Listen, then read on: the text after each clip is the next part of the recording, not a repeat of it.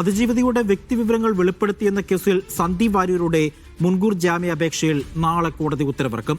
Thiruvananthapuram principal sessions കോടതിയിൽ വാദം പൂർത്തിയായി.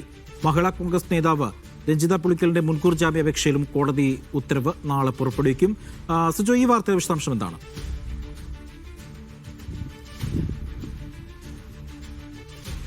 തിരുവനന്തപുരം ജില്ലാ കോടതിയാണ് ഇതിന്റെ മുൻകൂർ ജാമ്യാപേക്ഷയിൽ വാദം പൂർത്തിയാക്കി വിധി പറയുന്നതിന് നാളത്തേക്ക് മാറ്റിയിരിക്കുന്നത്.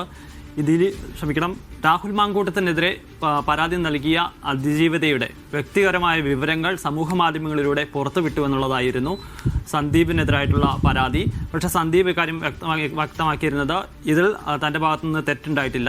ഈ അതിജീവിതയുടെ വിവാഹ സമയത്ത് എടുത്തൊരു ഫോട്ടോയാണ്, അത് നേരത്തെ പോസ്റ്റ് ചെയ്തതാണ്. അതിനുശേഷം പരാതി നൽകിയതിന് ശേഷമാണ് ഇതിൽ ചില ആളുകൾ വന്ന് കമൻറ്റ് ചെയ്യുകയും ചെയ്തത്. അതിൽ താൻ കുറ്റക്കാരനല്ല, തൻ്റെ ഭാഗത്തുനിന്ന് ഇത്തരത്തിൽ പേര് വെളിപ്പെടുത്തുന്ന രീതിയിലുള്ള ബോധപൂർവമായ ശ്രമം ഉണ്ടായിട്ടില്ല എന്ന് ചൂണ്ടിക്കാണിച്ചുകൊണ്ടാണ് മുൻകൂർ ജാമ്യാപേക്ഷയുമായി കോടതിയെ സമീപിക്കുകയും ചെയ്തിരുന്നത്. അതോടൊപ്പം തന്നെ മഹിളാ കോൺഗ്രസിൻ്റെ നേതാവായ രഞ്ജിത പുളിക്കലിൻ്റെ ജാമ്യാപേക്ഷയിലും വാദം പൂർത്തിയാക്കി വിധി പറയുന്നതിനായി മാറ്റിയിട്ടുണ്ട്.